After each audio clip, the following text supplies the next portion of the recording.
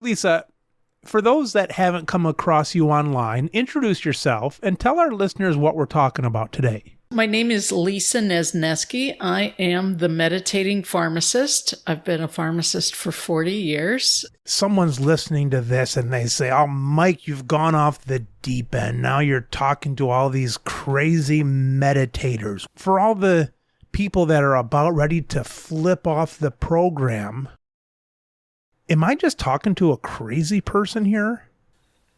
Well, I'm sure there's more than one person in my family would say that I am crazy. But you're a crazy nut, Lisa, that talks about meditation, all this new age stuff, right? Yeah, I've actually got a foot firmly in each camp. You know, I believe in the benefits of traditional medicine and medications. And I also believe in the wisdom of natural, traditional, and other healing modalities. All right. So pharmacists, though, are black and white. We're on and off. Or something's right or it's wrong. Someone could say, that's the last person that needs meditation. I'm thinking that you're going to say the opposite of that. Is there a personality type that's drawn towards pharmacy? Absolutely. You know, So we all tend to be type A's. We tend to be on top of things. We tend to double check things. We tend to have checklists.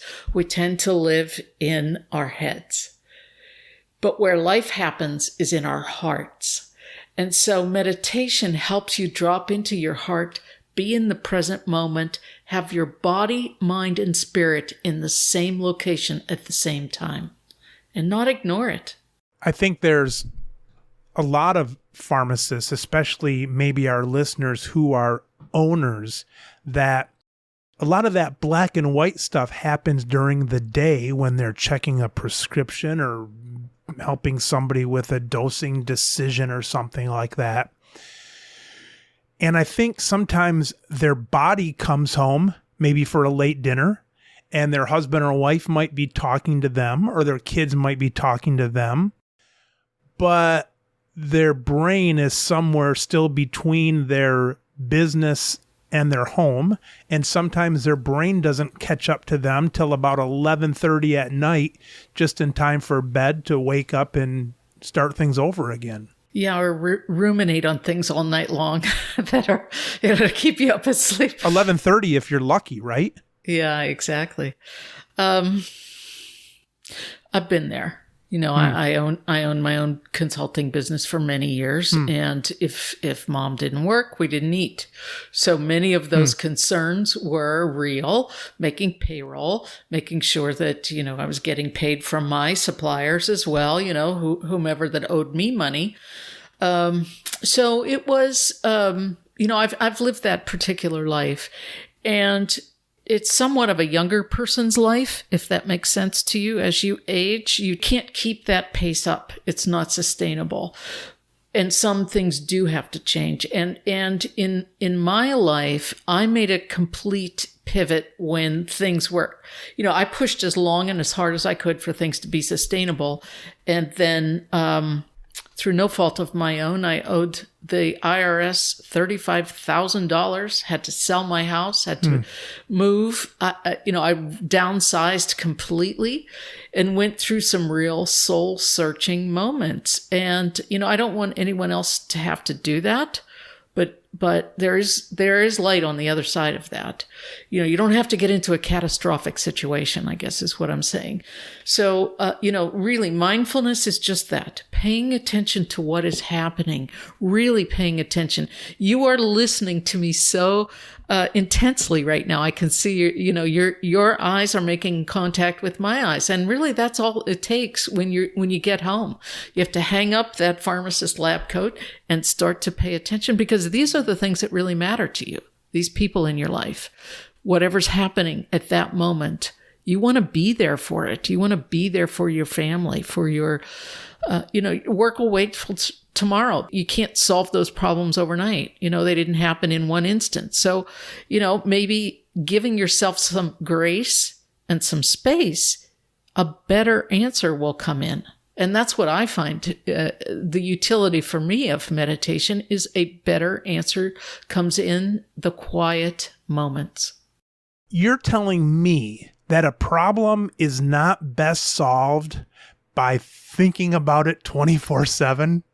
Well, that's exactly what I'm saying. First of all, the thought that came to mind was that the thinking pattern that got you into that problem is not going to be the thinking pattern that gets you out of it. You've already perfected getting yourself into that jam, even if you're just giving yourself a break.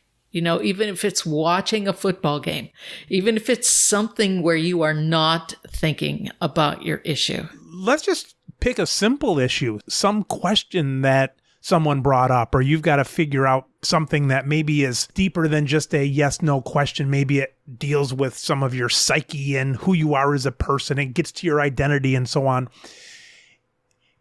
Even if you're like 10 minutes into this trance of thinking, if you could have figured it out, you would have already. The fact that you're there means that you probably don't have everything you need, and maybe taking a little break, whatever it is, shifts your mindset a little bit. Right, exactly. Like if you remember back to when you were learning pharmacology, the first couple times through, it didn't register. But when you took a break and walked away and came back to it, all of a sudden your brain was able to integrate that. And we've learned these problem-solving skills just by going through pharmacy school. Allowing the brain some time to rest and focus on something different.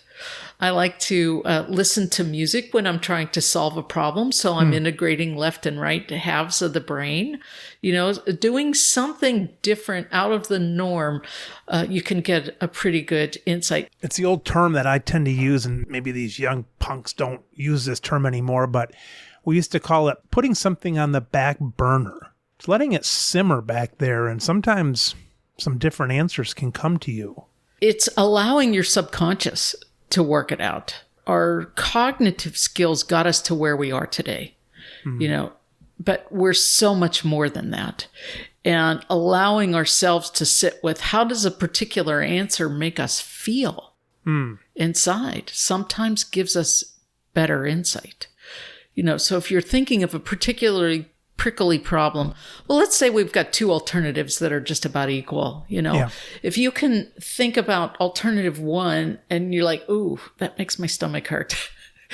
And then problem two, it's like, oh, okay, let me try that one. I don't feel so bad. Getting a read on how it impacts your body, because I had a near riot in the pharmacy when I made them all take a lunch break. When I was a director of pharmacy, I instituted, you have to take your lunch break. And, we're just so used to drive, go, go, go, go, go, go. Taking that pause will allow for something better to come in, and you can sense your body. We're in this amazing biological mechanism here that's so much more than that. We've got emotions, we've got our mind, we've got spirit, we've got our physicality. There's, basically 4 different layers to all of that. And as we, go through life stuck in our heads, we're missing things. I had a customer, it was just a few weeks ago, he was talking about decision making. And he says, when I'm making a decision, I pretend like I'm flipping a coin 2 out of 3 times. And in my mind, if 2 flips out of the 3 go my way, if I'm wishing that it was 3 out of 5, then I realize I've got my answer. I should have gone the other way, mentally. Sure. When something bothers you, if you take the time to think about it, you can actually feel in your body where it's hurting you. That's exactly right. A tight neck, or your shoulders are tight, or it's something in your gut, or your upper back hurts or something like that. And if you can then make room for that feeling and actually think, where does this hurt on my body? Not trying to solve the problem, just listening to your body. There's some good stuff there. You're on the right track. Well, one of the basic anchors of mindfulness when you learn to meditate is paying attention to the sensations in your body that you just described. The other 2 are breath and ambient sounds. So, but paying attention to those feelings, of pain, and you can even investigate it a little bit further by asking that pain, what does it need? Mm-hmm. And what is it trying to tell you? So, yeah, you're absolutely on the right track yourself when you're talking about paying attention to how things make you feel in your body. That's one of the basic anchors of mindfulness. And you can sit, for a 5 to 10 minute period and just kind of feel into that sensation to tolerance. We're not asking you if it's super painful to just sit there and be in pain, but investigate it, from a very nurturing point of view. Like, what is it that you need? What can I do to help you? What I've learned recently is once you've identified that pain, the really hard part, which I think is valuable, is naming, like in one word, what's really going on. Is it fear? Is it jealousy? Whatever. What's really going on? That's hard to do.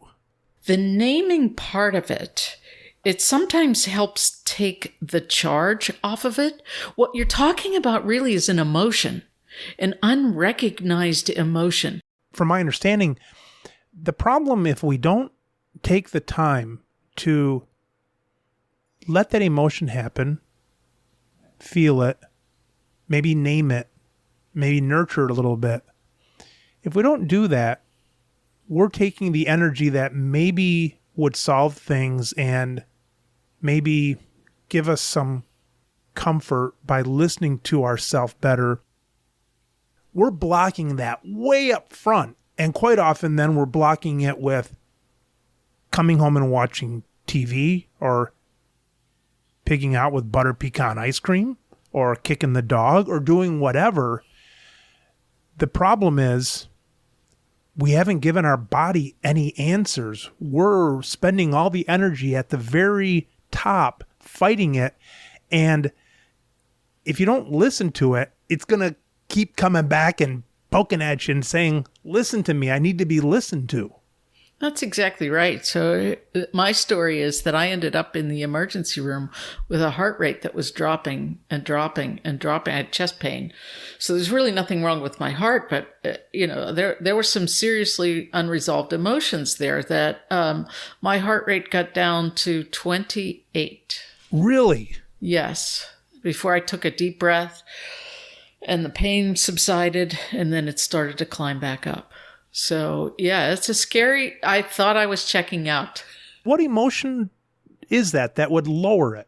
Well, that's a good question, and I'm still on that quest to find the exact answer, but I was pretty angry at the time. I was overworked. I had 275 employees at the hospital. Wow.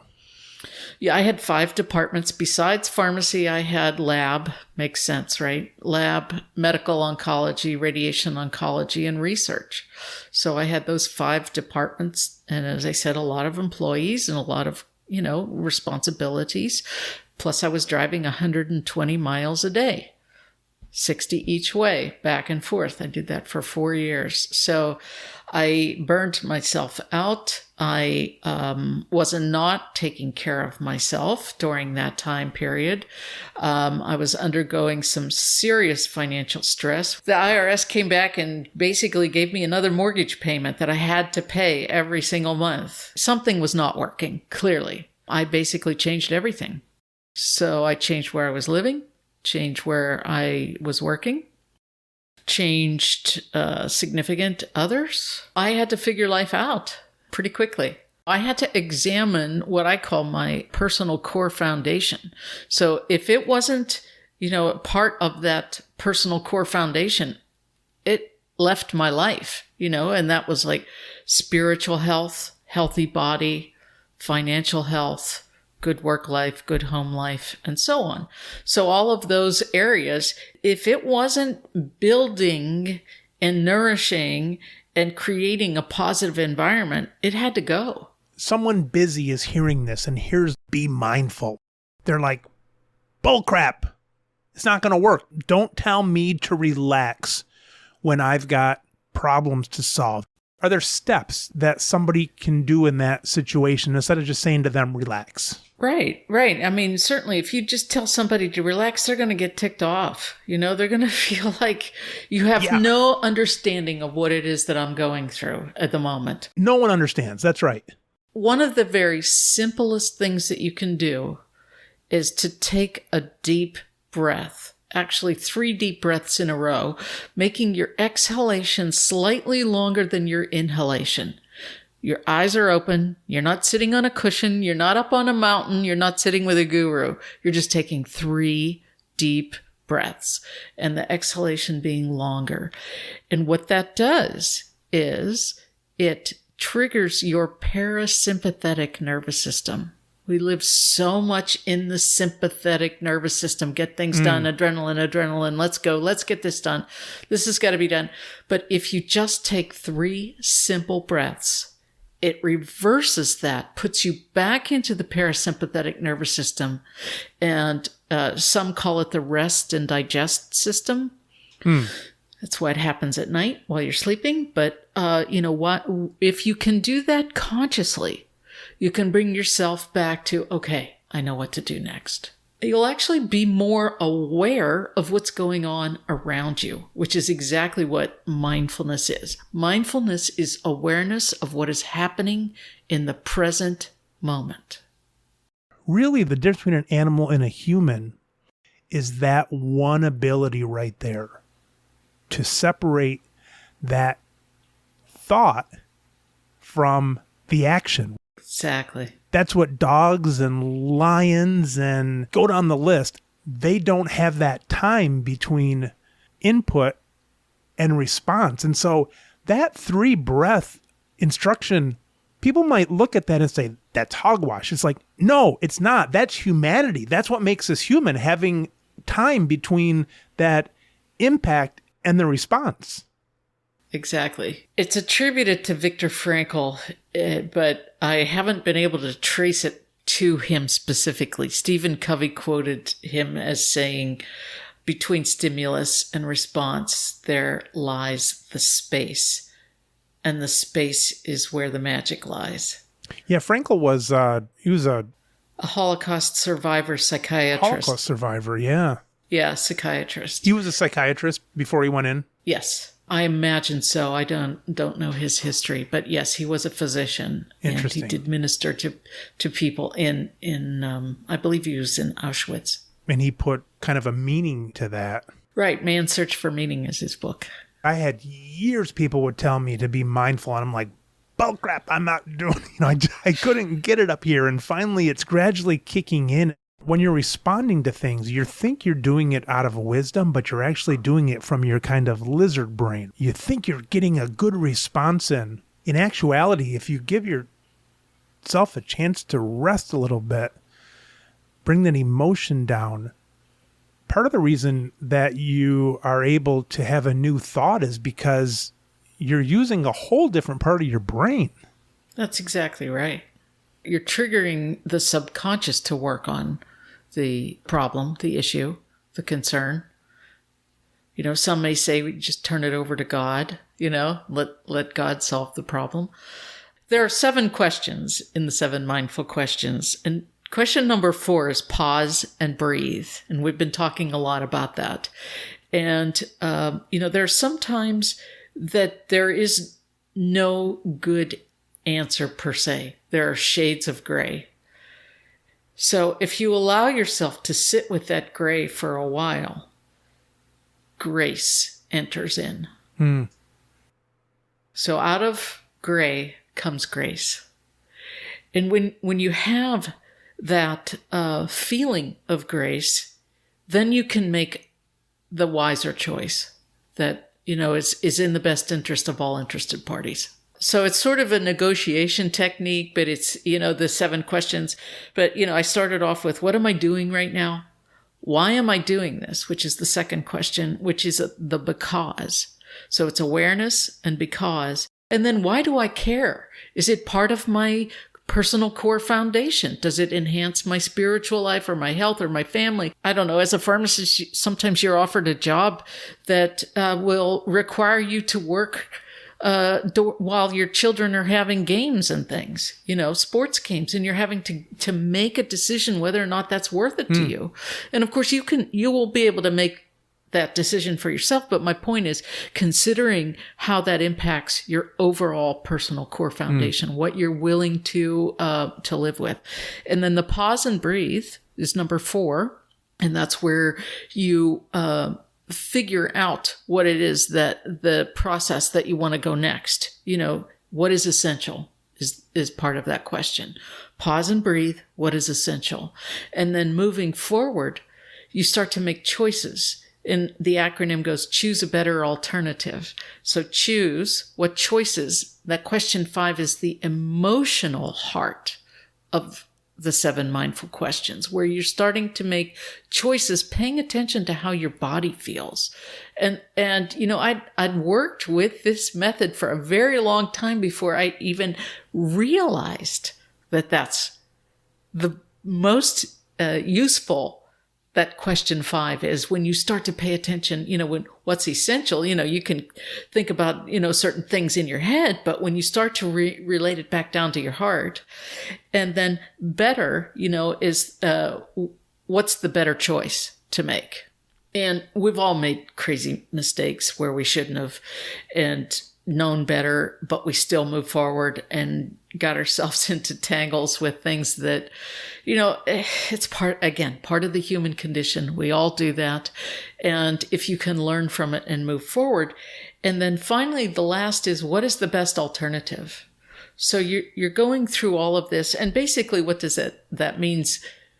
What is the most important thing for me to be doing right now? That sums up question number 7. What is the best alternative? You can use it when you're negotiating or working with, across the table in a negotiation situation. But, what is the most important thing for me to be doing right now? When you mentioned, that reset that you take in the middle of the day, that's really helps you stay on track with what is important to you. For me, I'm thinking more that if I'm like in this emotional pissed off mood because someone challenged my identity as a boss or something like that, I can't picture getting through those thoughts when I can't even catch my breath. I'm so pissed off about something. Well, exactly. And when you really have strong emotions, you need to just let them run their course. You can't stop them in their tracks, because if you're going to do that, you're going to stuff them down and they're going to come out when you have a heart rate of 28. Don't fight them. Yes. You can almost say to yourself, this is justifiable anger. If somebody's coming at me with this, I should be upset about this. And it's okay to be upset. And let that upset run through you. And sometimes it's taking a long walk. Mm-hmm. I can't tell you how many long walks I walked off, the middle management in the hospital. You've got the administrators above you and you've got your employees below you. So you're really in this no-win position where, sometimes I would go out and walk and walk and walk until, it sort of felt a little better. Like, okay. You know what I found isn't real good for you? What? 5 bowls of honey bunches of oats at night when you're upset about something. Because that was my life until about a year or 2 ago. Oh, wow. So you're an emotional eater. Yes. Is that what you're saying? Yes. Okay. It's been something I've been working on for like 15 years, and it's kind of getting into my head now. Congratulations. Yeah. You're crunching off that anger with those honey bunches of oats. Oh, yeah. It's not like there's nothing there. I didn't do that with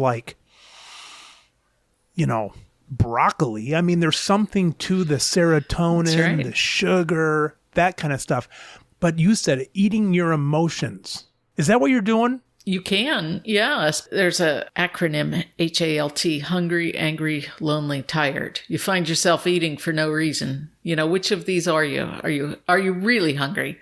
Or are you angry, lonely, or tired? Yeah. That usually is that unconscious eating. You get those emotions. Now what I'll try to do is I'll just try to name it. I'll say like, all right, I'm feeling this way. Where is it in my body? Can I name it? Oh, I'm anger. What are you angry about? I'm angry about this. Is it really angry? Well, I don't know. Maybe I'm afraid. What are you afraid of? Well, maybe I'm afraid that I'll be embarrassed in front of such and such. All right. So maybe it's embarrassment. Let the feeling come. Yeah, and what's the worst that could happen? Even that, Lisa, if you don't take those 3 breaths, you can't even get to that stage. And before you know it, I'm on my 4th or 5th bowl of honey bunches of oats. Emotion needs to move through you. Emotion. It's energy in motion. Emotion. For me, I have found that even now that I exercise every day, I feel something leaving my body when I am working out. Like, I didn't even know I felt that. And like, where was that? It was not conscious. And at this point, I don't care what it was per se, as much as goodbye, move out of my body. And it's an interesting sensation of tingling where I was holding tension and as it relaxes and moves out. So I'm a big believer in using exercise, even if it's just walking, to help that emotion move through you. Talking about my honey bunches of oats. So what I've been doing since about January is getting up and walking in the morning before work. So I'll walk 3 miles before work. To do that, though, I get tired around 10 o'clock. And so then I'm in bed at 10 instead of starting my cereal cascade at, 10:30 to midnight. I'm already in bed because I got to get up. So that's about and I know we're not talking calories here. We're talking more emotions, but that's a calorie differential between going to bed, waking up and walking. In the meantime, you're using up some of that energy where you're too damn tired to get anxious sometimes. You might have something there. I'm a big believer in the hours before midnight in bed are really very therapeutic.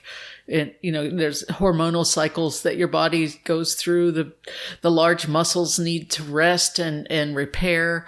Your gut needs to rest and digest. So having a set sleep schedule, I think, is important, as well as having an exercise schedule. So I think you've got both ends of that working for you.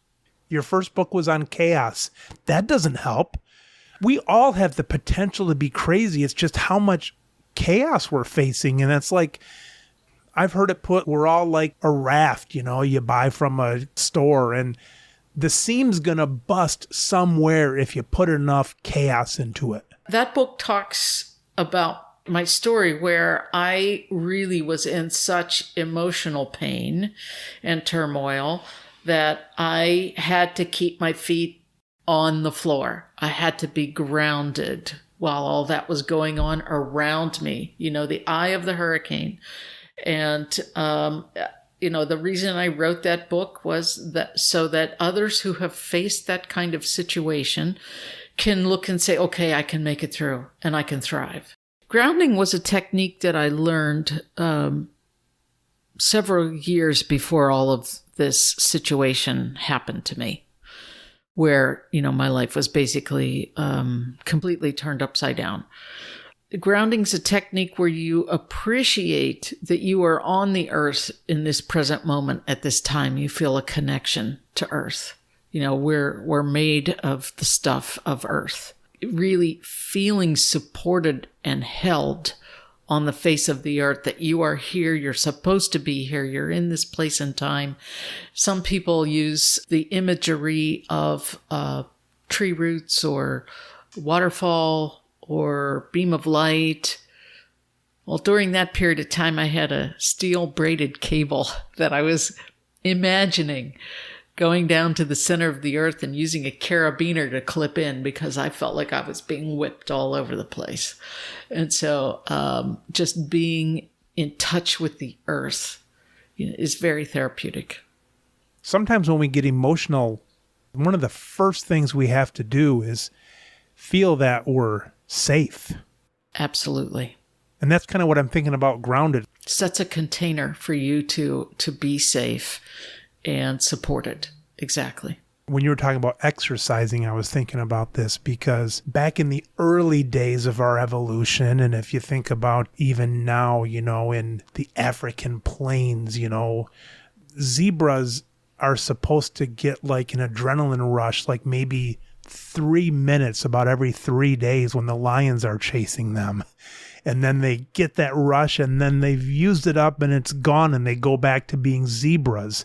But we as humans kind of have that lizard brain in our frontal cortex and they don't always play well together. So we start to feel like we're a zebra running like 24/7 and we're probably not the best thing for our body. Right. That's that sympathetic dominance that we sort of alluded to. The parasympathetic would be the relaxation system, but sympathetic would be, I'm being chased by a lion. I got to keep running, and the lion might be the paying of the bills, getting up in the morning, getting out the door, getting the kids out the door, all of those doing things, the human doing versus the human being. Where do the anxiolytics and the antidepressants play a part in this thinking? And here's my question. Just as somebody who is maybe afraid of, let's say, going on elevators, the cognitive behavioral therapy would say, let's expose the person to this. Let's get them to look at a picture of an elevator. And now let's have them go to a building where there's an elevator and watch people getting on and off. And now let's have them look inside of an elevator and so on until you finally go up and down the elevator. Can it be argued that the anti-anxiolytics and the antidepressants, which let's say numb the emotions a little bit, are not allowing you to get on those figurative elevators throughout the day, not allowing you to get the wave of emotions and not allowing you to be exposed enough to the anxieties? Well, I think it's a matter of degree, Mike. I do. I think it's a matter of degree. In other words, if this medication is a bridge for you to be a more functional person in society, by all means, take the pill. But if it's something that is completely blanking out your emotions, your ability to react in what you would feel a normal way, you feel numb inside or you feel not yourself. I mean, that's a common thing we hear patients tell us, that it's okay, but, I don't feel the anxiety, but I just don't feel like myself. We hear that a lot. And is that really what we want them to feel? So thankfully these days we've got an entire armamentarium. I mean, when I was in grad school, it was just Valium, Valium and Librium and a little amitriptyline, So, but now we've got an entire armamentarium. My own personal point of view is there is the right drug out there, and it is very difficult in the time frame till you find that right drug to continue functioning in society. So about 15 years ago, I went through some pretty stressful times and got on SSRIs, and they were good with one exception. They made my appetite go up. I know a lot of people that get on SSRIs and they just get fat, and it's like, that's not a great option. So now I'm at the point where I went off them. It's more stressful for me to be a fat ass than to feel some anxiety once in a while. Well, that gets down to, what are you willing to live with? Well, that's right. Mm-hmm. Can you find more productive ways to deal with your anxiety, whether it be journaling or exercise or meditating versus going on the SSRI and gaining, 50 pounds? I never really thought of myself as depressed. I would wake up morning after morning and be anxious. Mm-hmm. And I think I would be depressed because I knew I was going to feel that way again. It's not a great thing to add that weight on top of that with people. You're right. So there are other drugs that impact that less. Wellbutrin's well known to be weight neutral. There are several others, but that's the one that comes to mind. But again, like I said, it's this trial and error kind of thing until you find the drug that works for you. And then you realize that you fixed your life and you don't need that anymore. Yeah. So if you think of it as a bridge, not a life sentence, or if you really do find you are functioning better on the drug, then don't have any guilt about it. Just take the drug. There's certainly a stigma.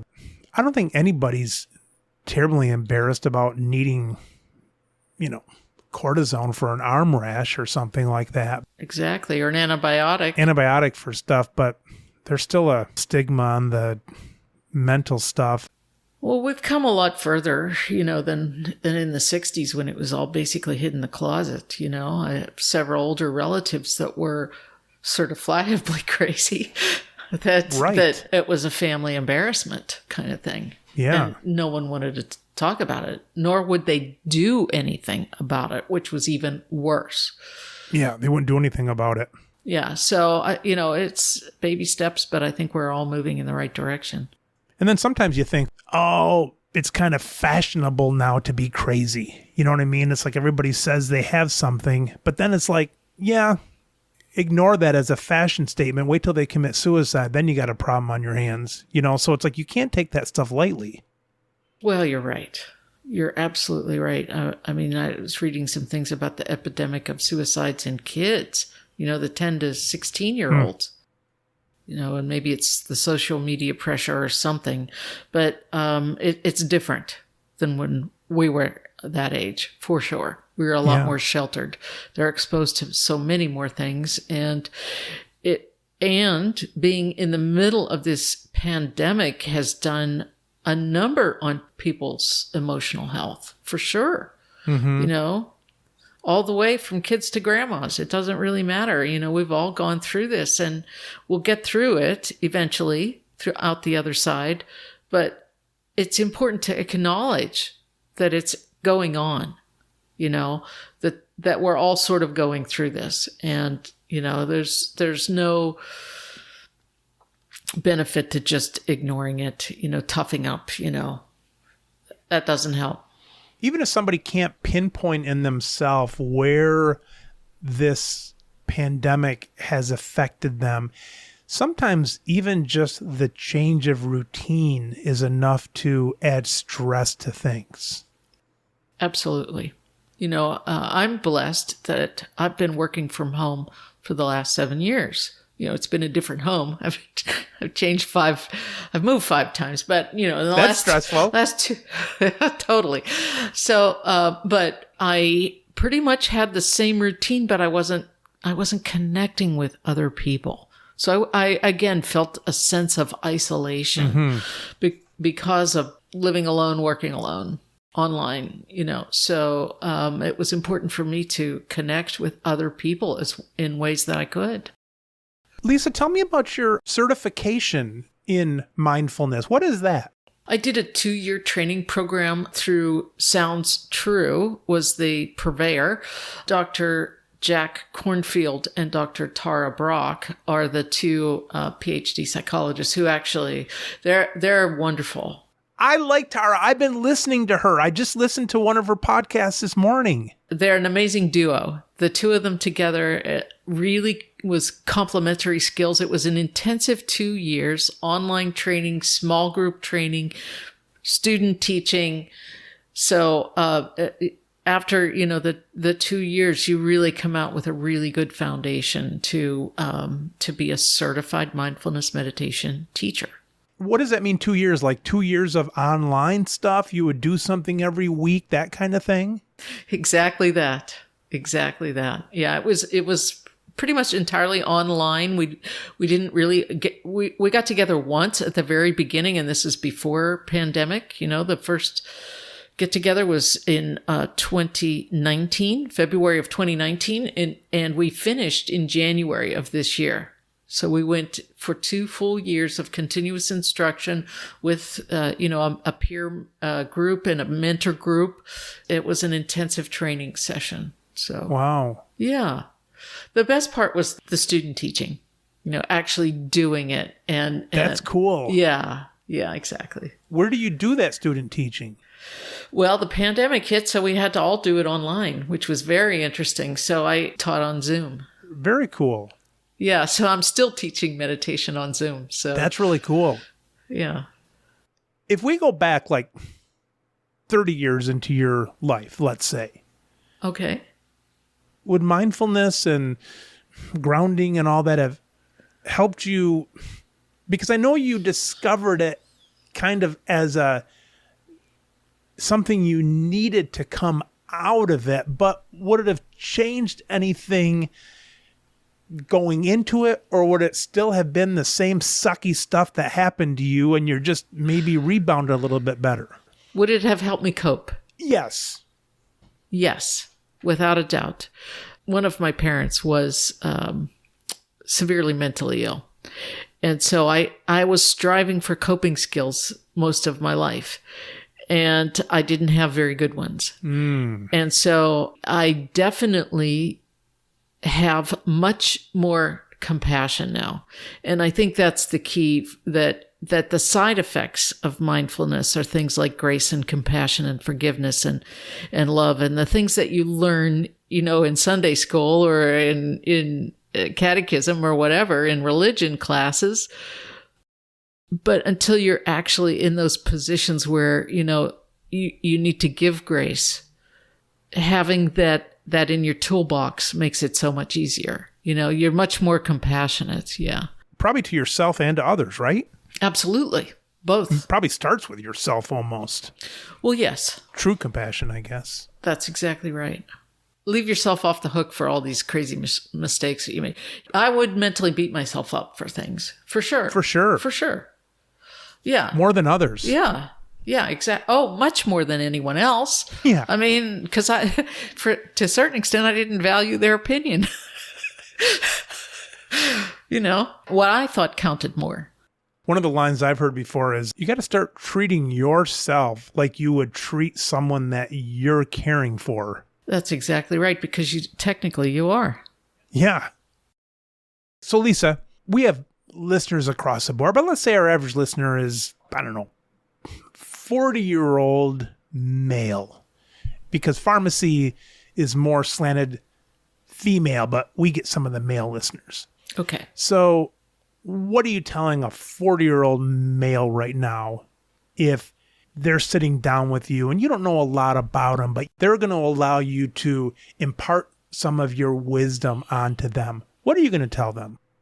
A 40-year-old man, I've worked with a lot of them. I've raised 2 sons they're in their 30s. They're not quite 40 yet, but I think the basic 40-year-old man is driven to success and building a career and really feeling somewhat like half their life is over and they've got to really prove themselves. So when they look at themselves in the morning, when either they're shaving or they're brushing their teeth, when they're really connecting with their own eyes in the mirror in the morning, can they respect that person and the choices that they've made? And if they feel good about their life, then things are going to flow.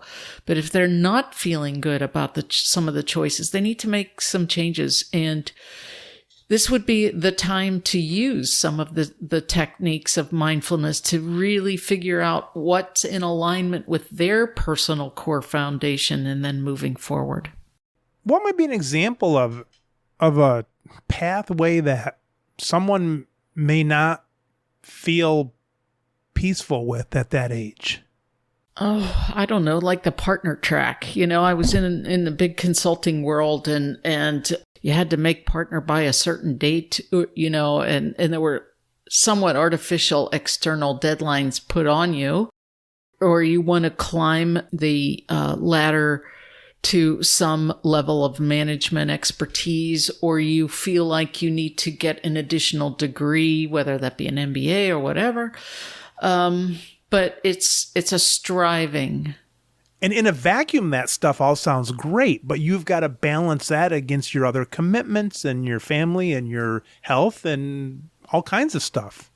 Exactly. I mean, 40-year-old guys probably have a couple of younger children that need their attention. And especially now, with, the crazy thing of going to school online and what sports are being played. I mean, the kids don't even have an outlet. So having a strong parental figure to help the children through what they're going through. It's so interesting. You never realize as a kid, I just read this, that, your parents are growing up while you are too. I remember when I was a kid, going on vacation and stuff, where you'd have pictures of yourself at the campground or something like that.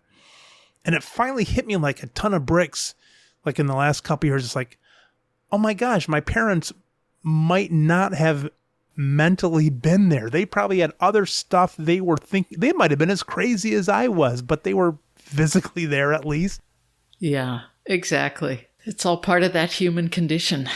Speaking about men in their 40s, if you look at a graph of at what year they try to do this, when they get over the hump of wanting to be president in their company, it's a very similar curve of what age people want to do stuff. And there's some outliers. Colonel Sanders didn't do KFC until he was in his late 60s. That's why you look at Trump and Biden and stuff. I mean, these guys are animals as far as being that old and carrying on those day-to-day tasks and stuff. That's an outlier. That's amazing what those guys do.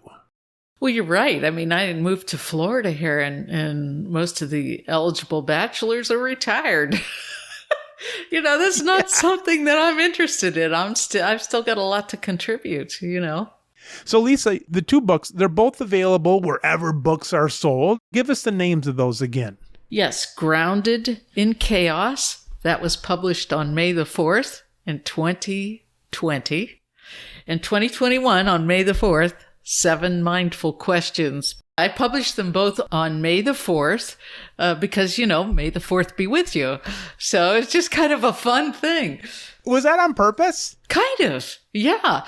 A few years back when I started writing them, I thought, wouldn't that be fun to publish these on May the 4th? And it sort of just happened that way. Are you a Star Wars fan? Sort of, yeah. I mean, I saw the original one, what was that, 1977? That was a big thing. Nowadays with the internet and the YouTube and the TikTok and all those things, I don't think the young kids realize what a huge thing that was. Yeah, it was enormous. Yeah, that was the same summer that John Belushi did that Animal House movie. So it was like a year of unbelievable cinematic, classics that came out, at least for our generation anyway. So yeah, May the 4th. There's a workbook that I've just finished. The editor just sent it back to me. And so all of the exercises and meditations, and there's some new poems in the workbook. But if you really want to learn the 7 mindful questions, the workbook companion will really help you go through the exercises and understand at a level to begin to incorporate them every single day into your life, which is really what I would be most thrilled if that happened. I've got that habit of focusing, and of the control, and along with it comes the anxiety and stuff. And it's like, well, why not? I'm really focused and I'm going to get that done. But there's a big, beautiful creation out there. And when your focus is so small, there's so much you're missing. We don't have to concentrate that hard on things. Well, give yourself some grace, because concentration is the doorway into meditation. And doing, a few minutes of meditation each day helps you reset and change your perspective on your life. Gives you the space for better ideas to come in. So, yeah, concentration, I'm a big proponent.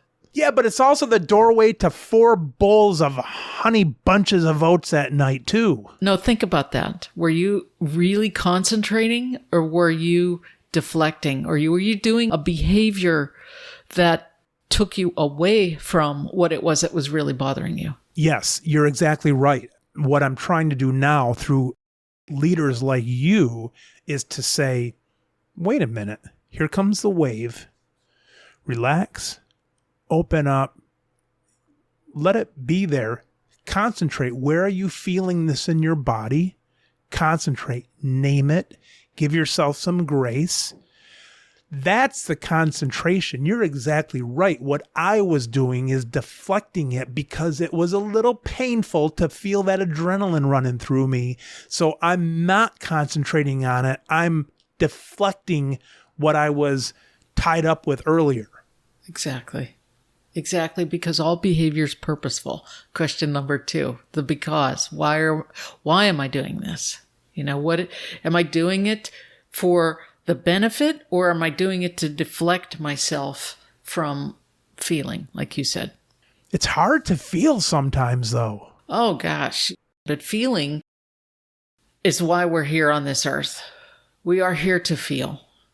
Feel connected to one another. Feel love. Feel God's love. We are here to feel. When you grew up, we all get to blame our parents. That's the fun part about growing up. And my kids are going to blame me too. My kids, they're going to keep all kinds of therapists in business for years. I just know it. But now's my turn. We get to blame our parents, saying as kids, we weren't really allowed to feel those emotions and so on. And you were taught to get rid of the emotions. Yeah, you weren't to embarrass them. Kids were to be seen and not heard. That's right. Kids weren't supposed to cry in public. All these things, I'll give you something to cry about. So you tie up the emotions and now finally you feel them and they're kind of painful. I don't mean painful like I don't want to think back to this terrible time in life. I'm not talking about that kind of pain. I'm just talking sometimes the pain of just feeling like the everyday stuff. Yeah. Just like feeling adrenaline, like feeling uncertainty or a little bit of sadness or something. Just simple emotions like that can be painful. Well, it can. And we're finding that allowing ourselves to be vulnerable, to feel those feelings, which is really what you're saying, is how painful it is. You're allowing yourself some vulnerability, and to recognize that there's got to be a safe place for that. And whether that's at home, you don't want to be boo-hooing. I used to tell this nurse that worked for me, you cannot cry at work. That's right. She's a wonderfully, compassionate person. But my point is, having some good person that you can pick up the phone and say, Mike, if you ever wanted to call me, you've got my phone number. I will listen to you. You need someone to listen to you, then I will be there for you. So having someone that you connect with is really important. Or even, nowadays they've got these, rent a therapist online. You could have some anonymous person listen to your feelings. I mean, there's a lot more options, but create for yourself those connections where you can have that vulnerability and people will love and support you through that. Yeah, that's where that grounding comes in, feeling safe. It's important to find somebody that will listen and let you feel and not tell you to get rid of those feelings. And validates that is a real feeling. Sometimes we can even get embarrassed of our feelings. And it's like, well, that's okay. You don't have to compare your feelings to somebody else. There's plenty of verbal explanations to go around. It's not a competition. It's not a competition. It's not a competition of seeing who had it worse or whose feelings are worse. If you have feelings, it's okay to talk about them. Hold them tenderly in your heart. I don't know. Sometimes cereal still feels better. All right. Well, just limit yourself to one bowl and you'll feel better. That's hard to do. Yeah. Well, Lisa, such a pleasure talking to you. Thanks for all you're doing. I encourage everybody to go on to Amazon, look up Grounded in Chaos. That's Lisa's first book that came out May the 4th. And also 7 Mindful Questions, which is this year's book on May the 4th. Is there going to be a trilogy like the Star Wars? I should do that, shouldn't I? I actually have one more book already written in the can. I just need to edit it. So that's entirely possible. You've got 7 months or whatever. Come on. That's right. Up to it. All right, Lisa, thanks. Thank you so much, Mike. This was wonderful. Thank you.